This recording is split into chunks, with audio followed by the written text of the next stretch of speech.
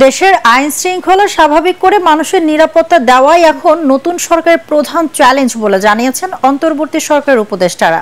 বঙ্গভবনের শপথ নিয়ে তারা প্রতিশ্রুতি দেন মূল্য কমিয়ে প্রতিটি পণ্য মানুষের নাগালের মধ্যে নিয়ে আসার, বৈষম্য বিরোধী আন্দোলনে ছাত্র হত্যাকারীদের সাজা নিশ্চিত করার প্রতিশ্রুতিও দেন উপদেষ্টারা। বিস্তারিত আপেল মাহমুদের রিপোর্টে। আমি সশ্রদ্ধ চিত্তে শপথ গ্রহণ করিতেছি যে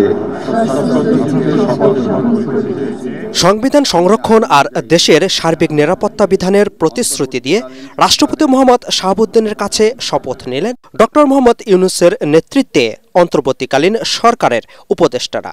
শপথ শেষে আগামীর চ্যালেঞ্জ ও লক্ষ্য গণমাধ্যমের কাছে তুলে ধরেন তারা।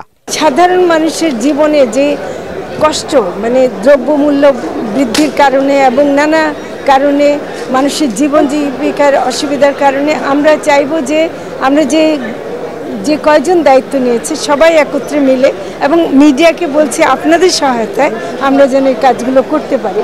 এই দেশে পরিবর্তন আনতে হবে।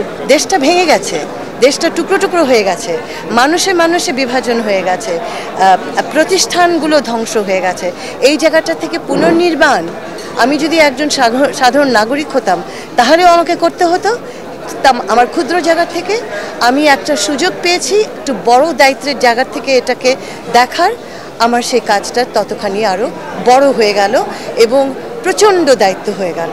ছাত্র জনতার কাছে দেয়া প্রতিশ্রুতি দ্রুত পূরণের কথা বলেন বৈষম্য বিরোধী ছাত্র আন্দোলনের এ নেতা। পুরো পৃথিবীতেই তরুণ প্রজন্মের যেই জাগরণ হয়েছে, আমরা দেখেছি বিভিন্ন দেশে 27 বছর বয়সেও প্রধানমন্ত্রী হচ্ছে।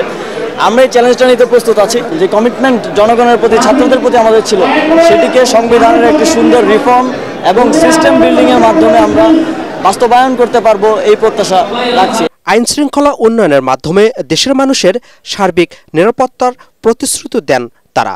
এই বিজয় আমাদের উপর যে দায়িত্ব দিয়েছে সেই দায়িত্ব আমাদেরকে আত্মস্থ করতে হবে। আমি মনে করি আমাদের প্রধান কনসার্ন হচ্ছে ল অ্যান্ড অর্ডার সিচুয়েশনকে রেস্টোর করা, তারপর যারা নিহত হয়েছে অবশ্যই তাদের বিচারের ব্যবস্থা করা, এবং এটার পিছনে যত শক্তিশালী মানুষ থাক, যে দেশেই পালায় যাক বা যেখানেই পালায় যাক, আইনি কাঠামোর মধ্যে বিচারের ব্যবস্থা করা বা উদ্যোগ নেওয়া। দেশটা চলছিল, বহু মানুষ নির্যাতিত হয়েছে, বন্দী হয়েছে, রক্ত দিয়েছে। তাই অপরাধীদের এর জন্য আইনের সামনে আনতে হবে, যারা ভিকটিম তাদের প্রতিকার দিতে হবে।